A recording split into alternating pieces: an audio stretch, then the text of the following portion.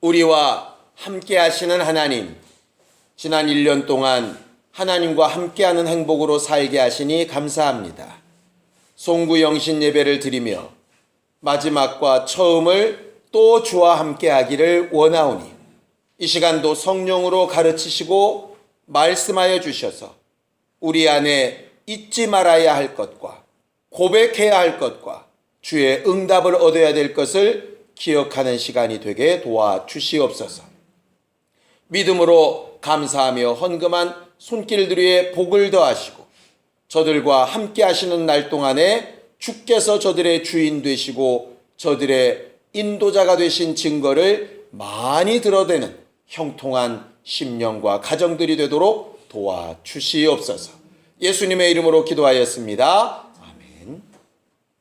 하나님의 말씀은 고린도후서 13장 13절 한 절만 같이 합독하겠습니다. 고린도후서 13장 13절 한 절만 같이 함께 합독하겠습니다.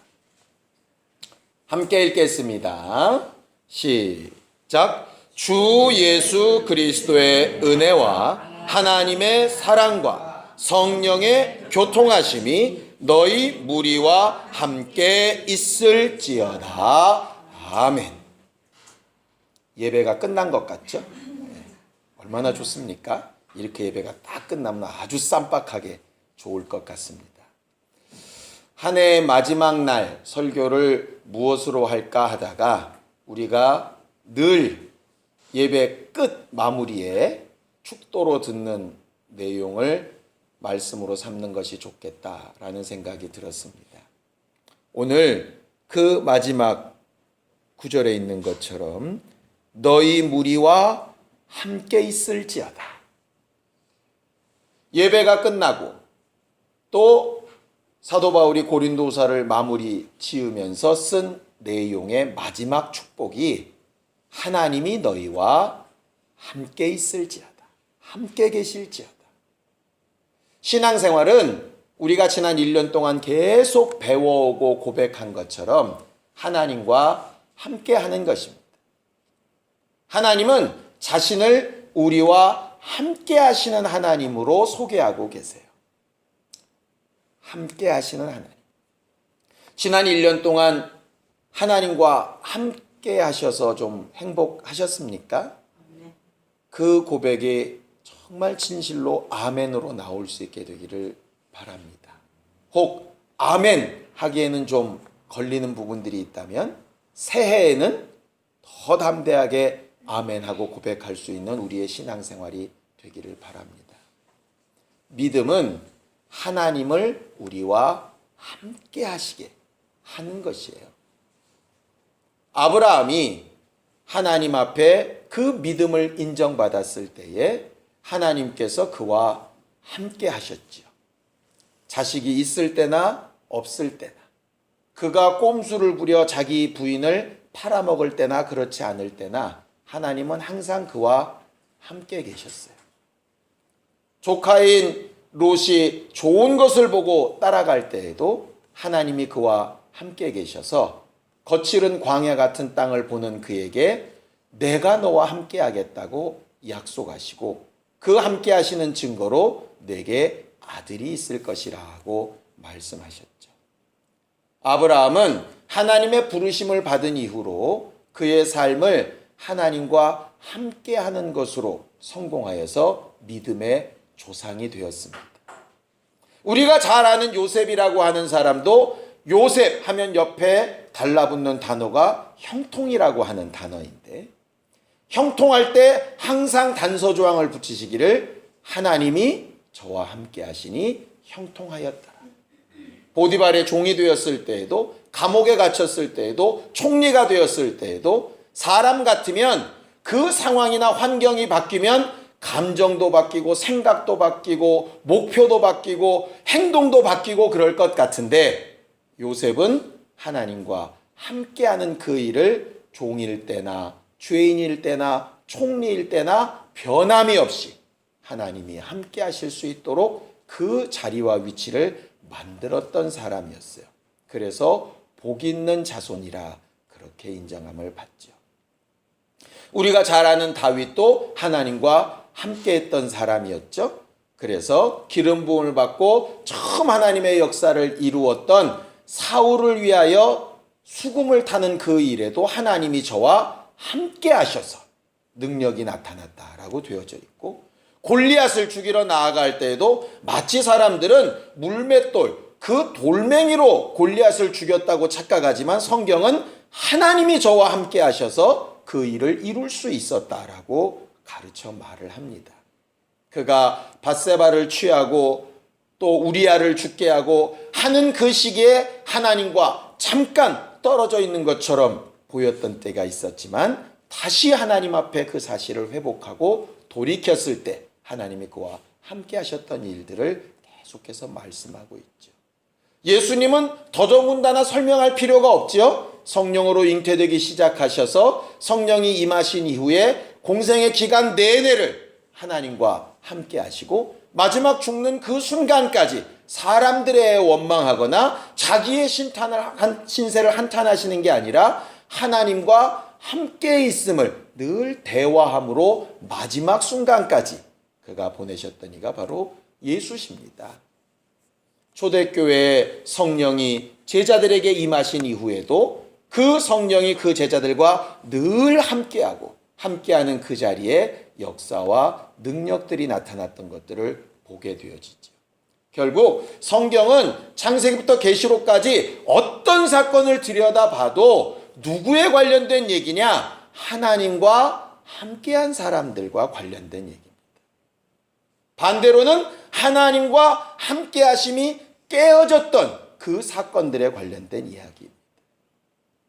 이유를 죄에서도 찾고 습관에서도 찾고 환경에서도 찾고 적에서도 찾고 원수에게도 찾고 많은 이유를 찾을 수 있겠지만, 그 많은 이유들의 공통점이 뭐냐 하면 무엇으로 시작했던, 무엇 때문이었던 하나님과 함께 했으면 복과 생명과 형통함이 있었던 사건이었고, 어떤 이유에서건 하나님과 함께함이 깨어졌을 때에는 문제가 일어났던 것들을 보게 되어지지요.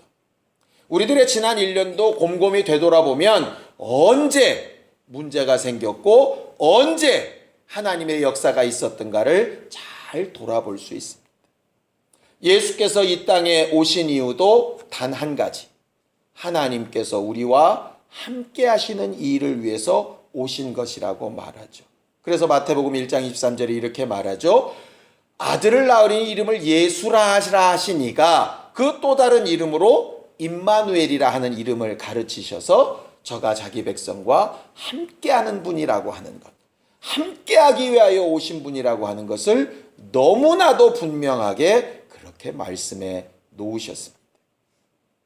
그래서 예수는 의인을 찾으러 오시지 않고 죄인을 찾으러 오셨죠. 왜냐하면 의인을 찾으려니까 이 세상에 의인은 없나니 하나도 없다 하셔서 하나님과 함께 할 수 있는 의인이 없으니 함께 하시는 목적을 이루실 수가 없게 되는 것이.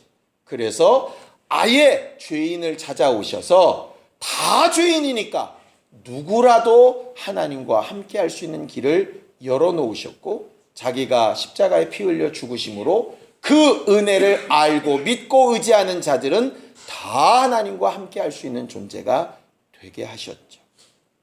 내년에 우리가 목표로 삼고 있는 성령님도 우리와 함께하는 일을 위하여 오셨다라고 성경은 분명히 이야기합니다. 성령께서 이 땅에 오실 때에 정말 아버지께 구하여서 성령이 오실 텐데, 그 성령은 우리 안에 오시면 영원토록 떠나가지 않겠다 이렇게 말씀하셔서 성령은 함께 하시는데 아예 영원토록 함께 하시는 분으로 아주 못을 박아놓고 있는 분이 바로 성령이시라 이 말이에요. 성경을 좀 보겠습니다. 자, 요한복음 14장 16절입니다. 요한복음 14장 16절입니다. 함께 읽겠습니다. 요한복음 14장 16절 함께 읽습니다. 시작. 내가 아버지께 구하겠으니 그가 또 다른 보혜사를 너희에게 주사 영원토록 너희와 함께 있게 하시리니 그랬습니다. 성령님은 우리와 영원토록 함께하기 위하여 오신 분이라고 되어져 있어요. 그런데 문제는 뭐냐? 그 우리라고 하는 것이 예수께서 말씀하신 우리와 성령이 말씀하신 우리가 좀 다르다는 거예요. 예수께서 말씀하시는 우리, 내가 너와 함께 하겠다 하시는 것은 죄인인 경우를 말하는데, 성령님이 말씀하신 우리와 영원토록 함께 하실 때는 그때는 죄인을 말하고 계시지 않아요. 그 17절을 좀 보겠습니다. 그 다음 절 요한복음 14장 17절 함께 읽겠습니다. 시작. 저는 진리의 영이라 세상은 능히 저를 받지 못하나니 이는 저를 보지도 못하고 알지도 못함이라. 그러나 너희는 저를 아나니 저는 너희와 함께 거하시며 또 너희 속에 계시겠음이라. 그렇게 되어져 있어요. 성령은 특별한 사람들과 함께 하신다라고 성경은 기록해서 말합니다. 진리의 영이라 아무나 알 수 있지 않다. 성령에 대하여 아는 사람, 성령을 사모하는 사람, 성령을 환영하는 사람, 성령의 인도하심을 받으려고 하는 사람, 그런 사람을 우리라고 하는 범주에 넣고 계시다 하는 것이죠. 그래서 우리는 성경을 볼 때 보통 이렇게 봅니다. 하나님은 온 세상을 위하시는 분으로 성경은 설명하고 있어요. 모든 만물, 모든 만유를 다 지배하시고 다 상관하시는 분이 바로 하나님이세요. 그런데 예수는 무엇을 위하여 오셨느냐면 죄인들, 영혼이 있는 사람들을 위하여 오셨어요. 그러니 사람들이 간혹 묻습니다. 예수님이 왜 귀신 들린, 군대 귀신 들린 사람에게서 돼지떼에게로 가라고 하냐? 돼지가 무슨 죄가 있어서? 근데 예수의 관심은 돼지에게 있지 않기 때문에 죄인된 영혼을 살리기 위해서는 다른 것은 얼마든지, 왜냐하면 자기 육체까지도 희생시키시는 분이신데 다른 만물이야 얼마든지 희생시키실 수 있지 않겠어요?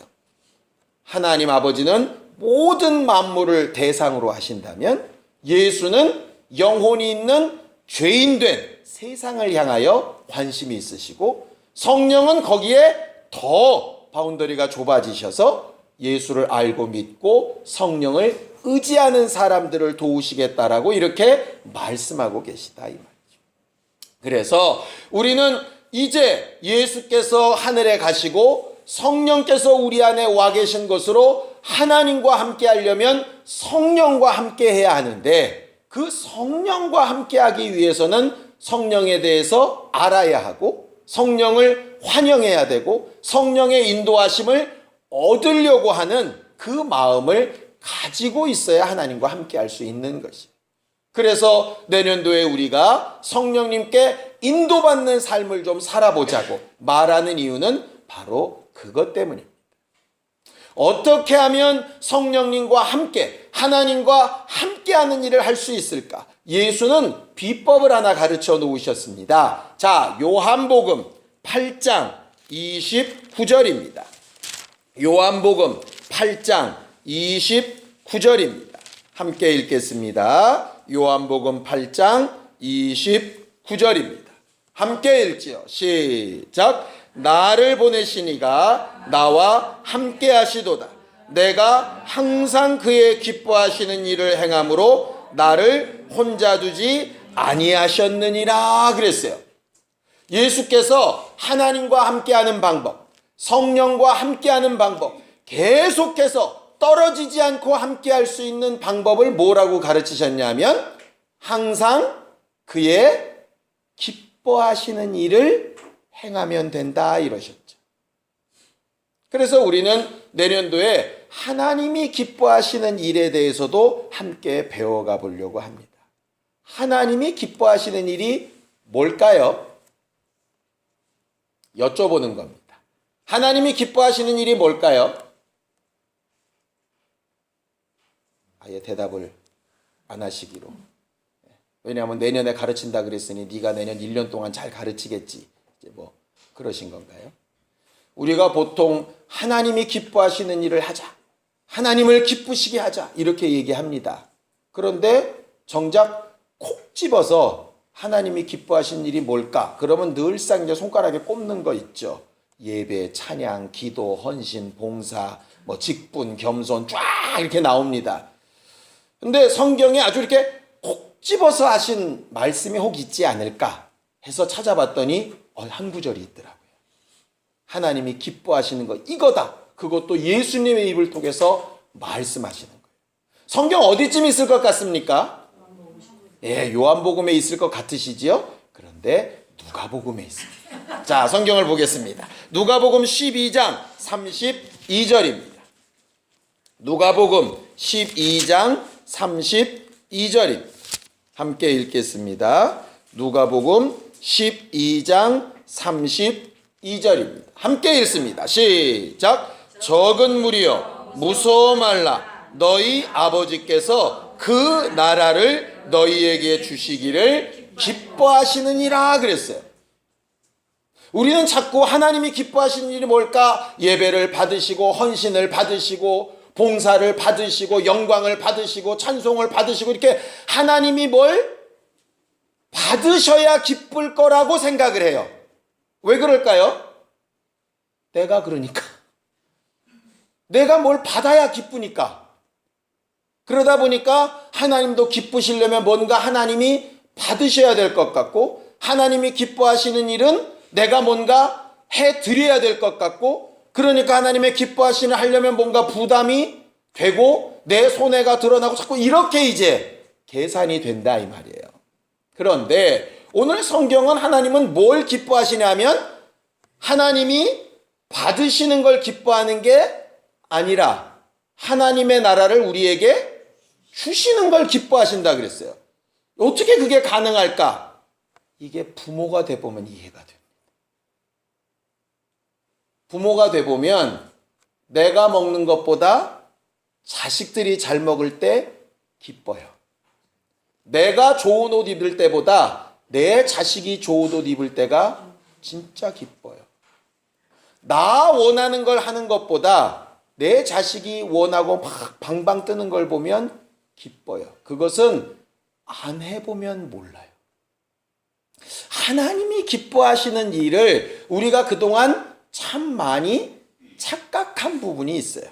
물론 철든 자식이라면 그럼에도 불구하고 부모님이 더 기뻐할 만한 하는 것이 참 좋겠지요. 근데 하나님이 근원적으로 기뻐하시는 것은 뭐냐면 하나님이 기쁘시기 위해서 내가 괴로운 것을 기뻐하시지 않는다고. 나한테 선물을 사주기 위해서 내 자식이 빚지는 걸 좋아할 만한 부모가 없어요, 사실. 나한테 뭔 즐거운 일을 해주기 위해서 내 자식이 고통스럽고 힘들어하는 일을 하는 걸 별로 기뻐할 만한 부모가 없어. 그런데 왜 우리는 하나님에 대해서 오해를 할까, 자꾸? 자꾸 왜 내 걸 요구하시고 가져가시고 이런 분으로 자꾸 왜 오해를 할까? 우리가 하나님에 대한 생각을 잘못 가지고 있기 때문이죠. 우리가 하나님과 함께하기 위해서 가장 중요한 건 뭐냐면요. 하나님은 우리에게 하나님의 나라를 상속하시기를 가장 기뻐하시는 거예요. 그런데 정작 상속받을 하나님의 나라 말고 이 땅만 막 쳐다보고 있으니까 그러지 말라고 하시는 것이고 우리 영혼의 영원한 생명을 위해서 일하시고 계신데 육체의 쾌락에만 이렇게 빠져 있으니까 그러지 말라고 하시는 것이지 우리를 괴롭게 하거나 힘들게 하거나 아프게 해서 그분이 뭔가 대리로 만족함을 느끼려고 하시는 분이 아니라 이 말이에요. 그 마음을 철저하게 가르치시고 깨닫게 하시니까 누구시냐면 바로 성령님이세요. 그러기 위해서 우리는 하나님이 내게 주려고 하시는 것이 과연 뭘까? 거기에 아주 초점을 맞추고 신앙생활하는 것이 중요합니다. 성경은 분명히 사도행전에 그렇게 말하죠. 그는 무엇이 부족한 것처럼 우리의 섬김을 받으시는 분이 아니라고 했어요. 그냥 우리가 감사해서 그분께 찬양하고 영광 돌리고 하는 것이지 그것이 그분에게 꼭 필요한 것이 아니라고. 그분이 우리에게 주신 것을 감사하고 감격하는 것으로 그분은 만족하시는 분이라니까요. 그렇기 때문에 우리는 더 주의 것을 체험하려고 하고 하나님께서 우리에게 주시려고 하는 것을 더 받고 확인하고 증거하고 체험해 보려고 하고 하나님께서 우리를 위해서 예배해 놓으신 것을 그것을 막 맛보려고 하고 하는 것이 결국 하나님을 기쁘시게 하는 일이라. 예전에 아버지가 맨날 뭘 이렇게 좀 먹어봐라 저렇게 좀 먹어봐라 하시는 적이 많이 있었어요. 몸에 좋은 것도 얘기하시고 아니면 본인 스타일대로 먹는 것도 얘기를 하시죠. 지금 생각하면 그거 별것도 아닌데 그냥 해드리면 되는데 참 왜 그렇게 고집 부리고 안 했나 싶어요. 예를 들면 뭐 이런 거 어려운 것도 아니에요. 그냥 설렁탕 먹을 때 깍두기 국물 넣어서 먹어라. 근데 저는 그런 게 싫어. 나는 맑은 걸 먹고 싶어. 근데 우리 아버지는 계속 그게 맛있다는 거예요. 그냥 먹어드려도 되는데 그게 잘 안 돼. 뭐 그거는 제 건강에 그리 뭐 유익하고 안 좋고 뭐 그런 거 아니니까 뭐 상관없다고 칩시다. 그렇게 홍삼 좋다고 먹으라 그래도 끝까지 안 먹었어요. 그냥 그 먹으면 그 먹는 걸 보고 그냥 좋아하시는 건데 그걸 안 한다고. 이게 지금 생각하면 참 후회스러운 일들이죠. 별거 아닌데요. 이게 크게 잘못한 일들도 되게 많을 텐데 이상하게 크게 잘못한 일들은 잘 생각이 안 나고요. 소소하게 잘못한 일들이 자꾸 생각이 나요. 왜냐하면 크게 잘못한 거는 지금 살아계셔도 내가 또 잘못할 것 같아. 그거는. 근데 소소하게 잘못하는 건 좀 안 할 수도 있었을 것 같은데 그런 것들이 있더라. 하나님과의 관계도 마찬가지인 것 같아요. 우리에게 요구하시는 것이 정말 그분의 기쁨이기도 하지만 우리에게 유익된 것을 말씀하시는데 그걸 좀 듣고 그냥 아멘 하고 받을 수 없을까? 그럼 하나님이 우리와 함께 하실 텐데. 하나님의 나라를 상속받기 위해서 꼭 필요한 단계들이 있다면 과연 뭘까? 그게 오늘 우리가 읽은 오늘 본문입니다. 우리가 보통 보면 하나님 아버지, 아들, 성령 보통 이렇게 얘기합니다. 성부, 성자, 성령. 그럼 이게 순서가 하나님의 사랑과 예수 그리스도의 은혜와 성령의 교통하심 이렇게 나올 것 같잖아요. 그런데 이게 뒤집어지죠. 왜냐하면 하나님의 사랑의 방법은 죄를 그냥 넘기시는 방법이 아니라 죄에 대하여 책임을 물으시고 죄에 대하여 경고하시는 사랑을 말씀하세요. 그렇기 때문에 하나님의 사랑이 먼저 들어와 버리면 그럼 이제 율법주의자처럼 되는 겁니다. 빠져나갈 구멍이 없게 돼요. 그래서 예수님의 은혜를 가장 먼저 이야기합니다. 주의 은혜 없이는 아무도 하나님의 나라를 상속받을 수 없기 때문에 아버지인 하나님께서 그 아들을 십자가에 죽이시면서까지 은혜 받는 사람이 되도록 우리를 만드신 거예요. 그래서 하나님이 기뻐하시는 최고의 기쁨, 첫 번째 기쁨이 뭐냐 하면 은혜 받는 거예요. 우리가 뭘 해드리는 게 아니라 은혜 받는 걸 가장 기뻐하시는 거예요. 마치 아빠가 되는 순간, 아이가 엄마 뱃속에서 나와가지고 첫 대면하는 그 순간, 그냥 태어난 것 자체만으로도 기쁨이 되는 그 순간, 그것처럼 그리스도의 은혜는 마치 그와 같은 거예요. 그러니 우리는 그분에게 헌신을 열심히 하는 것도 좋겠지만 헌신을 열심히 하려고 애쓰는 것보다 훨씬 더 많은 부분을 은혜 받으려고 해야 그분이 기뻐하시는 일이라. 그런데 은혜는 다 받은 것 같으니까 자꾸 상관없는 것처럼 여겨져요. 아니요. 아이가 말하기 시작할 때 아빠라고 부르는 것이 감격스러운 것처럼요. 다 커서 이제 나이든 내 도움이 필요 없을 것 같은데도 아빠라고 부르는 것이 똑같이 감격스럽습니다. 은혜는 그와 같은 거예요. 그래서 하나님이 기뻐하시는 첫 번째 일은 뭐냐면 은혜 받는 겁니다. 은혜를 놓쳤다면 하나님의 사랑과 성령의 교통하심은 이미 끝났습니다. 은혜 받았다면 두 번째는 뭐냐 하면 이미 은혜받고 생명을 얻었다면 아들을 아끼지 않고 내어주시니가 나를 사랑하셔서 무엇을 더 아끼시고 무엇을 더 조심스럽게 하시랴.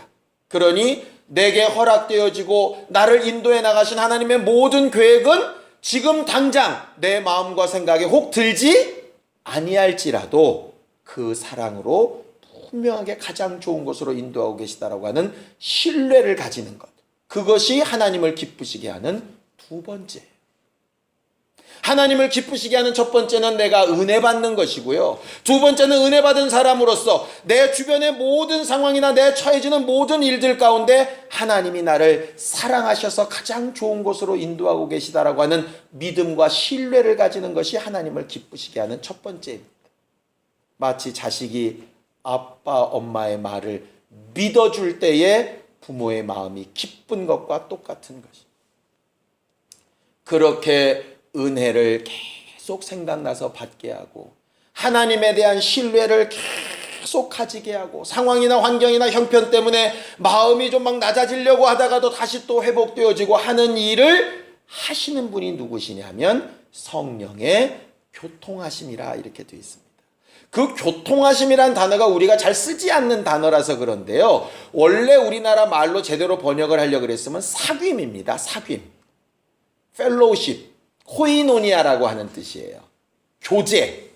그러니까 성령은 뭐하게 하시는 분이냐면 교제하게 하시는 분이에요.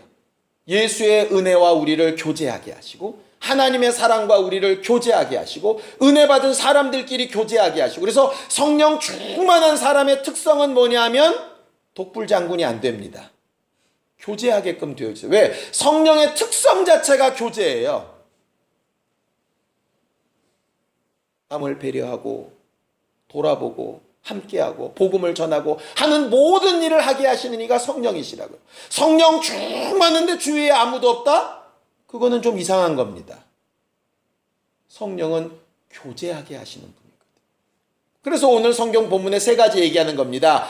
하나님이 기뻐하셔야 하나님과 함께할 수 있는데 하나님이 기뻐하시는 일은 하나님의 나라를 상속받게 하는 일이다. 어떻게 하면 그 나라를 상속받는 하나님의 기쁨에 갈 수 있는가? 세 가지입니다. 은혜 받자. 하나님의 사랑을 신뢰하자. 성령으로 교제하자. 이 세 가지가 우리에게 있어야 너희 모두와 함께 하시는 하나님의 역사를 볼 수 있는 거예요. 우리는 오늘 한 해 동안 예수님과 함께하는 행복한 삶, 예수님의 은혜 받는 삶을 많이 얘기했습니다. 올 한 해로 끝이냐? 아니요. 이 은혜를 계속 기억하는 삶은 우리 죽을 때까지 계속될 겁니다. 하나님의 사랑을 정말 신뢰해 나가는 것은 우리의 체험 가운데 나오게 될 거예요. 새해에는 우리가 성령으로 교제하는 일, 하나님을 더 알아보려고 하고 하나님을 더 체험해 보려고 하고 하나님을 더 가까이 느껴보려고 하고 하나님께서 기뻐하시는 일에 내가 한 걸음 더 나아가 보려고 하는 그런 일로 한 해를 시작할 수 있었으면 좋겠습니다. 은혜 받읍시다. 하나님의 사랑을 신뢰하고 성령으로 교제하는 사람이 됩시다. 그래야 하나님의 우리와 함께 하십니다. 하나님과 함께하는 형통과 복만 생각하지 말고 함께하는 방법을 생각하는 우리 모두가 되기를 예수님의 이름으로 축원합니다. 이 시간 잠깐 함께 같이 기도할 때 은혜 받게 하시고 하나님의 사랑을 신뢰하게 하시고 성령으로 교제하는 교회가 되게 하여 주시옵소서. 함께 같이 기도하겠습니다. 하나님 아버지, 우리는 주의 은혜를 사모하고 하나님의 사랑을 신뢰하며 성령으로 영원토록 교제하는 교회가 되어지기를 원합니다. 하나님을 더 가까이 하고자 하는 그 믿음의 고백이 거침없이 계속되게 하여 주시옵시고 새해에 성령으로 인도받아 승리하는 거룩한 삶을 사는 우리 모두가 되게 도와주시옵소서. 예수님의 이름으로 기도하였습니다. 아멘. 주 예수 그리스도의 은혜와 하나님의 사랑과 성령의 교통하심이 너희 무리와 함께 있을지어다. 아멘.